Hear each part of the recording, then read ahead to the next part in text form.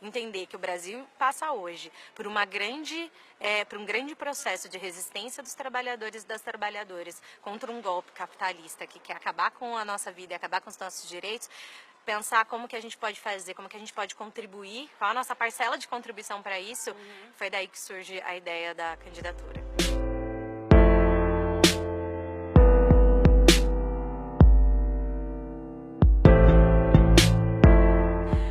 Meu nome é Júlia Martins, sou candidata a deputada federal pelo PT no estado de São Paulo e hoje eu moro na cidade de Taubaté, no Vale do Paraíba. Antes de eu ir para o Vale do Paraíba, antes de ir para Taubaté e ter minha vida lá no interior, a gente tem uma história na Zona Leste de São Paulo. E minha família sempre foi aqui da Zona Leste de São Paulo e eu cresci aqui até meus 12 anos de idade.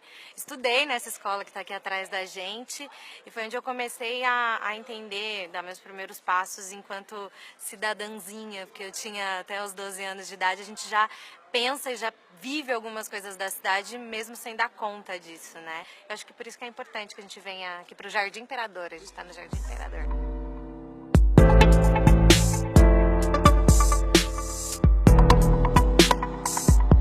Tive com 16 anos um namoradinho e ele falava que ele queria ir lá na África para ver as crianças pobres e tal, e aquilo me revoltou, porque eu falava, meu, mas tem gente passando fome aqui, sabe? Legal ajudar a galera da África, a gente tem essa tarefa também, mas por que a gente não pensa, por que as pessoas ignoram a pobreza que tem ao nosso redor e só veem o que mostra na imprensa, né? E aí eu decidi fazer um trabalho, assim, que eu queria mostrar para ele qual era a pobreza que a gente tinha ao nosso redor. Eu comecei a mapear os 100 municípios com menor índice, menor IDH da América Latina, e minha ideia era sair fotografando esses lugares, assim, para poder contar para todo mundo, não só para ele, né? E escrever alguma coisa para mostrar que a pobreza está muito mais próxima da gente do que a imprensa, do que a mídia conta. E aí eu decidi fazer jornalismo. Eu fui para lá, acho que eu comecei a estudar em 2009 na Unital, e no primeiro ano me envolvi com o movimento estudantil. E a gente montou um grupo para organizar o movimento estudantil, que na época e até hoje tinha uma relação muito próxima com a prefeitura, então fazia pouco a luta dos estudantes. Então a gente decidiu organizar um grande movimento estudantil independente que de fato representasse os estudantes. E o nosso maior objetivo era que a universidade pudesse ser pública de verdade e que ela fosse acessível, tivesse possibilidade de alguém que é do município, que é da classe trabalhadora, entrar nela, porque as mensalidades super altas, e por ser pública, ela não dialogava com programas do governo, então não tinha FIES, não tinha ProUni, e as bolsas elas eram usadas muito como um sistema de compra de votos. Então você conseguia bolsa na Universidade de Taubaté quem era amigo de um vereador, quem tinha relação com o prefeito, e aí a gente viu que não dava para continuar com essa realidade. Decidimos montar, criar e se envolver no movimento estudantil e acabei sendo eleita presidenta do Centro Acadêmico de Comunicação Social no meu primeiro ano de faculdade. Aí acabei a gente entra já indo para a batalha.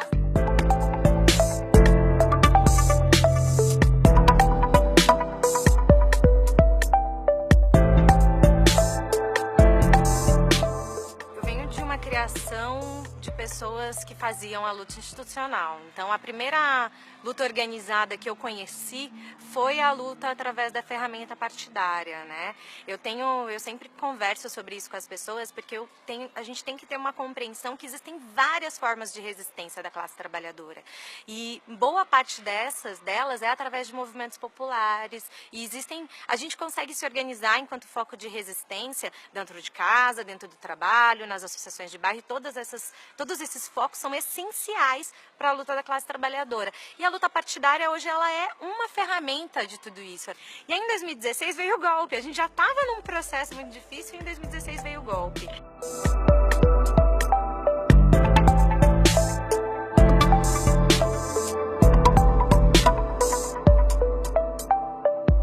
É importante deixar muito claro que eu sou uma candidata feminista e o nosso projeto, o nosso programa, ele é baseado na questão do feminismo. Ele tem como uma das prioridades a igualdade de direitos e de acesso à cidadania.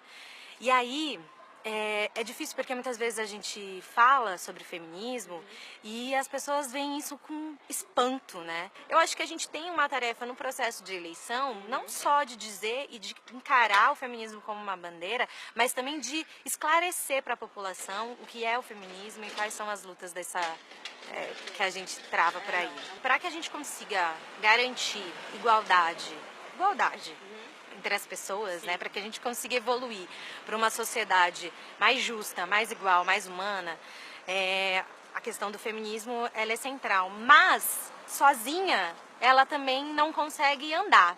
Então a gente discutiu algumas pautas, né? Eu talvez não limitasse em 3, mas a gente discutiu algumas prioridades desse programa que a gente entende que influenciam para garantir a igualdade entre homens e mulheres, né? Mas também influenciam para garantir a igualdade na sociedade. Então a gente discute a questão do feminismo, e aí ela tem várias coisas que a cercam, né? A gente entende que a democratização dos meios de comunicação influencia também diretamente nisso, influencia em várias outras coisas, mas para a gente discutir o direito à igualdade da mulher, a gente precisa enfrentar a imprensa brasileira e encarar isso com muita coragem. Mas isso também vai influenciar em uma série de outras questões sociais. Então a gente tem como uma das nossas principais bandeiras a democratização dos meios de comunicação.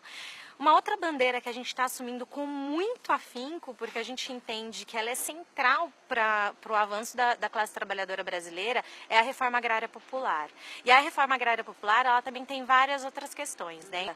Então, ela influencia também, as coisas elas não são soltas, né? Um processo de luta por uma sociedade mais justa, por uma sociedade mais igual, e aí eu tenho certeza que todo mundo que está assistindo esse vídeo, todo mundo que conversa, tem consenso de que a gente precisa reduzir as desigualdades desse país, a gente precisa mexer em várias coisas que são muito enraizadas hoje no Brasil.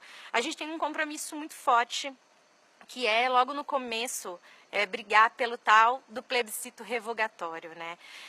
Isso é uma bandeira importante porque quando a gente fala que a gente quer avançar na igualdade, a gente quer avançar no direito de mulheres, a gente quer avançar na geração de empregos, a gente antes precisa barrar esse processo de retrocesso que o Brasil vem enfrentando. O plebiscito revogatório nada mais é do que consultar a população sobre o que ela entende das últimas medidas que foram tomadas por um governo ilegítimo, que não tinha condição de votar.